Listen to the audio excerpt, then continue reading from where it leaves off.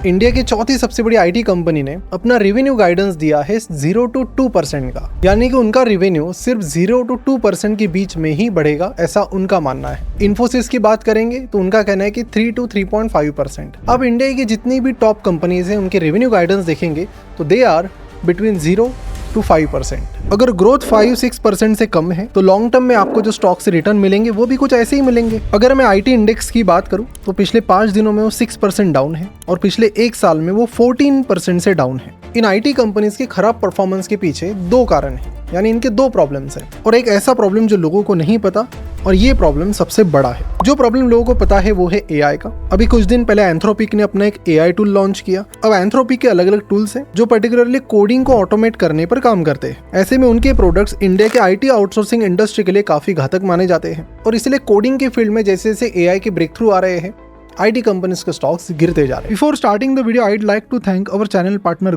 Grow India का सबसे बड़ा ब्रोकर है जहां पर आप स्टॉक, म्यूचुअल फंड, लगभग सारे एसेट क्लासेस में इन्वेस्ट कर सकते हो, ट्रेड कर सकते हो, और जितना इनका सिंपल यूआई यूएक्स है उतना सिंपल आपको कहीं नहीं मिलेगा। तो प्ले या ऐप स्टोर पर जाकर ग्रो का ऐप जरूर चेकआउट करिए। आज हालत कुछ ऐसी है कि एंथ्रोपिक जो इस तरह के टूल्स बनाती है, यानी कि एआई प्रोडक्ट पर काम करती है, उसके सिर्फ 2000 एम्प्लॉइज है, जबकि इंडिया के टॉप आईटी कंपनीज के कुल मिलाकर 16 लाख एम्प्लॉइज है। बावजूद इसके एंथ्रोपिक का वैल्यूएशन 34 लाख करोड़ है, जो इंडिया के टॉप 4 to 5 आईटी कंपनीज का मिलकर भी नहीं होता है। अब इस प्रॉब्लम को देखते हुए आईटी कंपनीज ने ऑलरेडी अपने एम्प्लॉइज को एआई की फील्ड में ट्रेन करना शुरू किया है ताकि इन्हीं टूल्स को यूज करके वो अपनी प्रोडक्टिविटी बढ़ाए। लेकिन जो दूसरा प्रॉब्लम है वो काफी बड़ा है और उस पर आईटी कंपनीज ज्यादा कुछ कर भी नहीं पा रही है। तो क्या है उस प्रॉब्लम का नाम? उससे पहले मैं आपसे एक सवाल पूछता हूं। Uber, Barclays, Intel, Google, AWS, Adobe, JP Morgan और सेल्सफोर्स, इन सारी कंपनीज में आप मुझे बताइए कि कॉमन चीज क्या है? तो आप कहेंगे ये कैसा सवाल है, ये तो बड़ा इजी सवाल है। ये सारी बड़ी बड़ी कंपनीज है, टॉप मोस्ट ब्रांड है दुनिया भर के। लेकिन इसके अलावा इन कंपनीज में एक और चीज कॉमन है कि इन सारी कंपनीज के अपने खुद के डेवलपमेंट और इनोवेशन सेंटर्स इंडिया के अलग अलग सिटीज में है, फिर चाहे वो हैदराबाद हो, बैंगलोर हो, पुणे हो या फिर मुंबई, जहां से ये लोग अपने HR, finances, IT projects, research and development और कई सारी चीजें चलाते हैं। और इन्हें कहते हैं GCC, यानी कि ग्लोबल कैपेबिलिटी सेंटर्स। यानी इनकी डेफिनेशन बड़ी सिंपल है कि ये कंपनीज फॉरेन की होती है, ग्लोबली ये काम करती है और अपने इनोवेशन या फिर डेवलपमेंट सेंटर्स इंडिया में चलाती है। मैंने तो कुछ ही कंपनीज के नाम लिए, इसी तरह के 1000 से ज्यादा ग्लोबल ब्रांड्स के आज 1700 से ज्यादा GCCs इंडिया में है। ये सारे GCCs कुल मिलाकर 1 लाख से भी ज्यादा लोगों को एम्प्लॉयमेंट प्रोवाइड करते हैं इंडिया में और 4 लाख करोड़ से भी ज्यादा के एनुअल वैल्यू जनरेट करते हैं।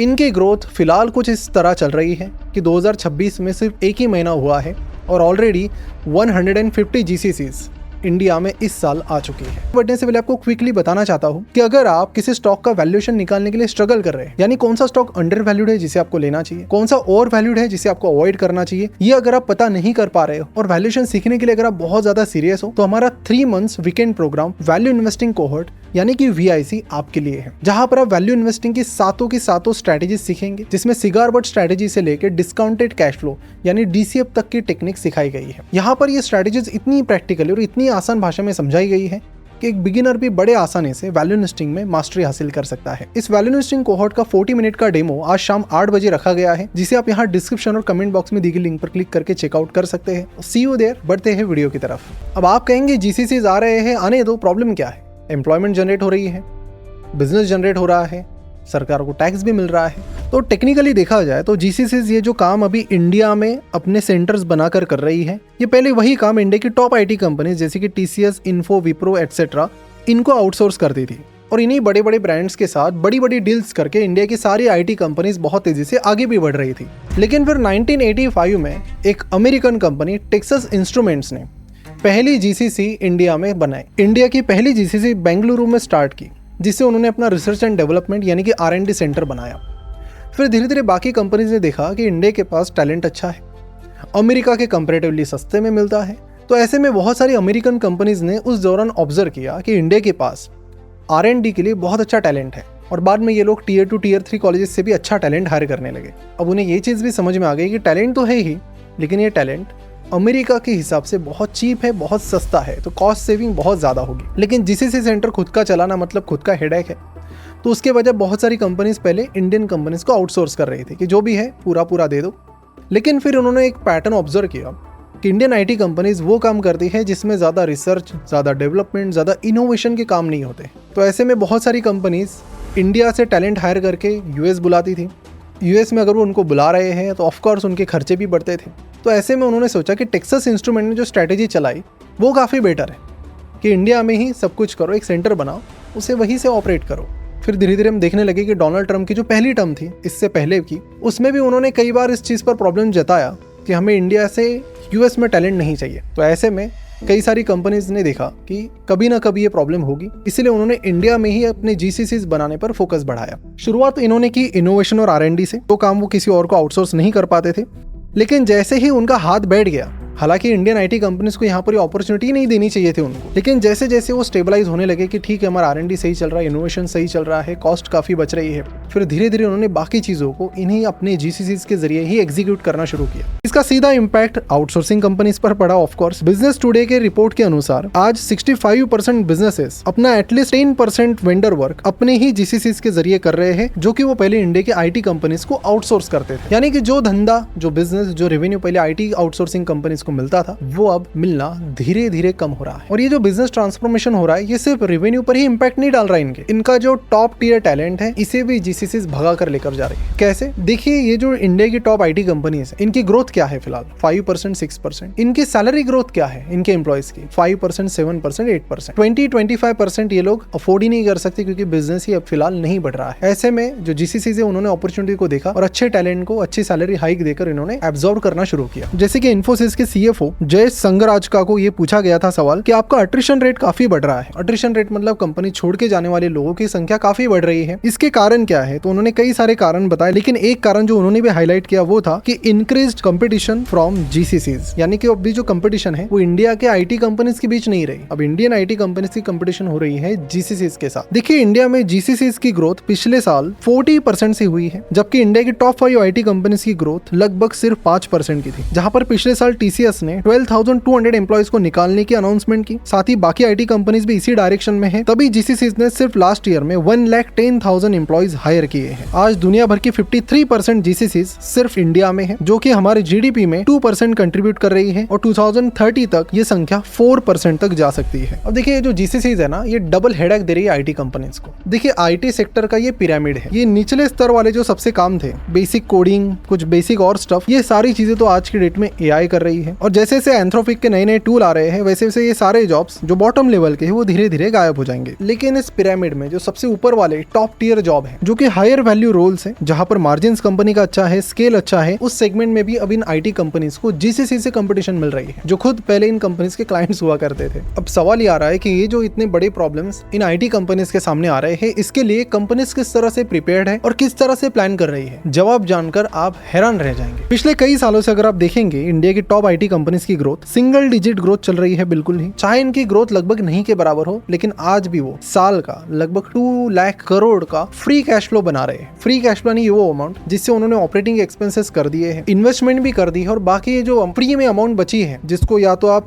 कंपनी के रिजर्व में डाल दोगे, या तो डिविडेंड दे दोगे, जिससे या तो आप शेयर होल्डर के बीच एज अ डिविडेंड बांट दोगे, या फिर कंपनी के रिजर्व्स में ऐड कर दोगे। तो वो अमाउंट यानी फ्री कैश फ्लो की अमाउंट अभी भी इनकी बहुत स्ट्रांग है। मैं एक टीसीएस का आपको एग्जांपल बताता हूँ। तो टीसीएस की जो फ्री कैश फ्लो थी पिछले फाइनेंशियल ईयर की, वो थी 46,000 करोड़ रुपीज। इमेजिन कीजिए अमाउंट, जिसमें से कितनी अमाउंट ये लोग R&D में इन्वेस्ट करते होंगे। देखिए, इस 46,449 करोड़ में से 45,612 करोड़ यानी कि 98% अमाउंट उन्होंने एज अ डिविडेंड अपने शेयर होल्डर्स को दे दी। इनके मेन शेयर होल्डर है टाटा सन्स, ये लगभग सारी अमाउंट 72% अमाउंट टाटा सन्स के पास चली गई। और फिर इन्होंने R&D में कितना इन्वेस्ट किया, तो वो किया 420 करोड़ रुपीस। अगर इनके रेवेन्यू का देखा जाए तो हार्डली 1% ये बनता है। और ये कहानी सिर्फ टीसीएस की नहीं है, कोई भी आईटी कंपनीज उठाकर देखो, they are not investing in R&D। वहीं पर इनके जो कंपटीटर्स हैं, जो इंडियन नहीं है लेकिन बाहर के, जैसे कि एक्सेंचर है, so Accenture is spending 5% of the revenue on R&D। अगर मैं चाइनीज कंपनीज की बात करूं तो फिर आपके हौसले बुलंद हो जाएंगे। देखिए, 1990 में चाइना और इंडिया इंडिया, इन दोनों का जो R&D एक्सपेंडिचर है वो जीडीपी का मात्र 0.6% हुआ करता था। फास्ट फॉरवर्ड 2025 की बात करें तो इंडिया आज भी अपने जीडीपी का मात्र 0.64% पैसा R&D में इन्वेस्ट कर रहा है। उसमें भी इंडिया में कुछ इस तरह के R&D एक्सपेरिमेंट हो रहे हैं जिसे आप देख भी नहीं पाएंगे। देखिए, रिसेंटली मध्य प्रदेश में एक state funded research initiative start किया गया। काम क्या था कि काऊ डंग,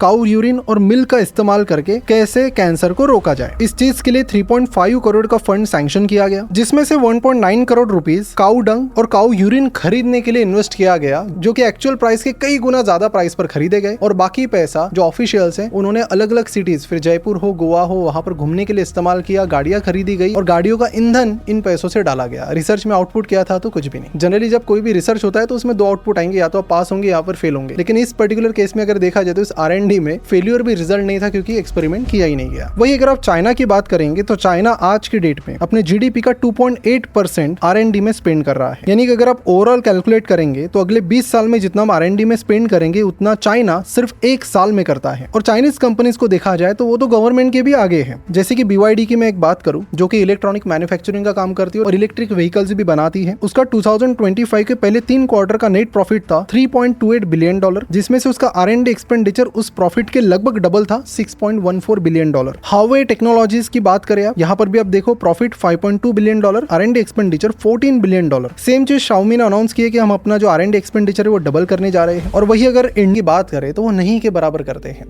इनफैक्ट इंडिया का जो R&D एक्सपेंडिचर है वो ग्लोबल से, यानी पूरी दुनिया में, चाइना तो छोड़ दो, चाइना तो थोड़ा एक्सेप्शनल केस है, बहुत ज़्यादा स्पेंड करते, लेकिन पूरी दुनिया का जो एवरेज है उससे हम 5 गुना नीचे हैं। इसके लिए कारण क्या है तो माइंडसेट कैसे, एक केस स्टडी से आपको समझाता हूँ। देखिए, 2014 में मिस्टर विशाल सिक्का इन्फोसिस के CEO बने।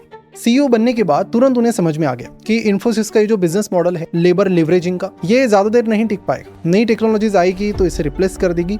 इसीलिए कंपनी को लेबर लेवरेज्ड कंपनी से प्रोडक्ट ड्रिवन कंपनी बनाना जरूरी, यानी कंपनी को इन्वेस्टमेंट करनी पड़ेगी R&D में, रिसर्च एंड डेवलपमेंट में, AI की फील्ड में काम करना पड़ेगा, टेक्नोलॉजी में इनोवेशन करना पड़ेगा, जिसके लिए कंपनी को अग्रेसिवली उस डायरेक्शन में फंडिंग भी करनी पड़ेगी। अगले साल वो इन्फोसिस के मैनेजमेंट के सामने एक प्रपोजल रखते हैं कि OpenAI नाम की एक कंपनी है, AI की फील्ड में काफी कुछ रिवोल्यूशनरी काम कर रही है। तब ChatGPT भी नहीं आया था, आपकी जानकारी के लिए। लेकिन मिस्टर सिक्का AI की फील्ड में पहले से ही मजबूत प्लेयर थे। उन्होंने ये सारे अपने प्रपोजल्स कंपनी के मैनेजमेंट को दिखाए। तभी मिस्टर नारायण मूर्ति ने विशाल सिक्का का जो बिजनेस चलाने का तरीका है, जरिया है, उस पर सवाल उठाया कि ये एक तो बहुत अग्रेसिव है, इन्फोसिस के बिजनेस मॉडल के लिए इनका जो सोचने का तरीका है वो सही नहीं है। और इसी के चलते उन्होंने ये जो डील थी $1 बिलियन OpenAI में इन्वेस्ट करने की, उसे भी कैंसिल कर दिया। और फिर कई सारे आरोप मिस्टर नारायण मूर्ति ने उस दौरान विशाल सिक्का पर किए।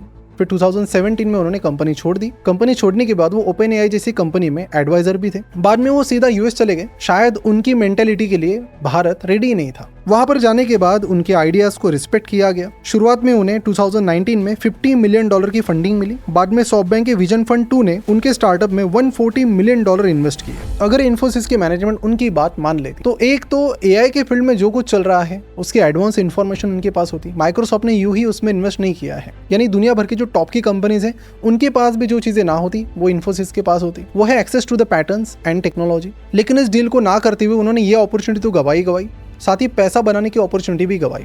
आज इन्फोसिस का मार्केट कैपिटलाइजेशन कितना है? 6,10,000 करोड़ रुपीस है। अगर वो $1 बिलियन यानी लगभग 7,000 करोड़ रुपए उस टाइम OpenAI में इन्वेस्ट करते तो उसकी वैल्यू आज कम से कम 5 लाख करोड़ रुपीस हो जाती, जो कि लगभग आप देखिए ना इन्फोसिस के मार्केट कैप के आसपास ही है। यानी कि जो बेसिक प्रॉब्लम है वो ये है कि इंडियन कंपनी सिर्फ पैसा कमाना चाहती है, वो किसी नई चीज पर इन्वेस्ट नहीं करना चाहती। क्योंकि IT सेक्टर अगर नई चीज करने जाएगा तो उसके लिए तो पैसा लगेगा, और हो सकता है कि पैसा इन्वेस्ट करके तुरंत आउटपुट ना भी आए तो पैसा गवा भी सकते हैं, क्योंकि failure is also the reason. लेकिन जो काम आप कर रहे हो अगर आप वही कंटिन्यू करते हो तो उसमें रिस्क तो है नहीं। तो बहुत सारे IT कंपनीज अब ये एक्सेप्ट कर लिया है कि जो चल रहा है वो चलने देंगे, नया कुछ नहीं करते। साथ ही अगर R&D की बात करें तो इंडिया में वो कल्चर भी नहीं है। लेकिन कुछ कंपनीज ऐसी है जो इस कल्चर को बना रही है, और जिसमें से एक है जोहो की मैं बात करूं तो चाइनीज कंपनीज की तरह ये कंपनी रिसेंट डेटा के अनुसार अपना 30% R&D पर स्पेंड करती है। जब इंडिया में किसी कंपनी के CEO रिजाइन करते हैं तो वो चेयरमैन बन जाते हैं उस कंपनी के, या फिर ऐसे अच्छे नाम वाला कोई रोल लेके बैठ जाते हैं। लेकिन मिस्टर श्रीधर वेम्बू जो कि फाउंडर है जोहो के, उन्होंने CEO पद से रिजाइन देने के बाद जो रोल लिया है वो काफी इंटरेस्टिंग है। उन्होंने रोल लिया है चीफ साइंटिस्ट का, यानी कि वो खुद भी R&D पर फोकस करेंगे। तो ये जो उनकी इनोवेशन वाली डायरेक्शन है, इसी के चलते कई सारे प्रोडक्ट वो आज इंडिया से बना रहे हैं, पर्टिकुलरली रूरल तमिलनाडु से। तो बड़ी सिटी के बजाय इन्होंने छोटे छोटे विलेजेस में अपने ऑफिसेस बनाए, वहां पर जॉब दी और वहां से ये प्रोडक्ट बना रहे हैं जो पूरे ग्लोब में ये बेच रहे हैं। इसी R&D के चलते उनकी ग्रोथ देखी जाए तो पिछले 5 सालों में इनका प्रॉफिट 36.7% कंपाउंडेड सालाना बढ़ रहा है और रेवेन्यू 23.6% कंपाउंडेड सालाना। तो कहानी सिंपल है, अगर जोहो कर सकती है, मिस्टर श्रीधर वेम्बू कर सकते हैं, तो बाकी लोग भी कर सकते हैं। बस आपको करने की तमन्ना दिखानी पड़ेगी, नहीं तो ये GCCs और AI दोनों मिलके IT सेक्टर को धीरे धीरे धीरे पूरी तरह से खा लेंगे और इनको पता भी नहीं चलेगा, क्योंकि आज के डेट में भी ये कंपनीज बहुत क्रेजी फ्री कैश फ्लो बना रही है। TCS का नंबर तो मैंने आपको बताया 45,000 करोड़ का, अगले साल भी लगभग इतना ही बनाएंगे, लेकिन उसमें से कितना आप इन्वेस्ट कर रहे हो ये सबसे ज्यादा मैटर करता है और उस पर किसी को फोकस ही नहीं करना है। और आने वाले टाइम में इंडिया में IT सेक्टर में अगर कोई कंपनीज ग्रो करेगी तो वो जोहो जैसी ही कंपनी ग्रो करेगी, जो सही में R&D पर काफी इन्वेस्ट कर रही है, प्रोडक्ट डेवलपमेंट पर काम कर रही है, कुछ नया कर रही है। तो फिलहाल यहीं पर रुकते हैं और जाते जाते हमारे वैल्यू इन्वेस्टिंग कोहॉर्ट को भी जरूर चेकआउट कीजिए, जिसकी लिंक आपको नीचे डिस्क्रिप्शन और कमेंट बॉक्स में मिल जाएगी। अभी जाइए चेकआउट कीजिए हमारा 40 मिनट का सेशन, और जहां पर हम आपको बनाएंगे वैल्यू इन्वेस्टिंग में मास्टर, ताकि जो इंडियन IT कंपनीज है जिनकी बिजनेस ग्रोथ पूरी तरह से रुक चुकी है और वैल्यूएशन वाइज वो काफी महंगी थी, ओवर वैल्यूड थी, उस तरह आप भी ओवर वैल्यूड सेक्टर्स और ओवर वैल्यूड कंपनीज को ढूंढ पाओ, उनसे दूर रहो और अंडर वैल्यूड कंपनीज को ढूंढ के उनमें इन्वेस्ट करो। तो फिलहाल यहीं पर रुकते हैं, मिलते हैं अगले वीडियो में। Thank you so much, bye bye, take care. कैसी लगी आपको केस स्टडी कमेंट करके बताइए, और अगर इसी तरह की केस स्टडीज और बनानी है तो जरूर वो भी हमें बताइए। ज्यादा लाइक्स आएंगे तो इस तरह की केस स्टडीज पर हम बहुत ज्यादा फोकस करेंगे। See you there, bye bye, take care.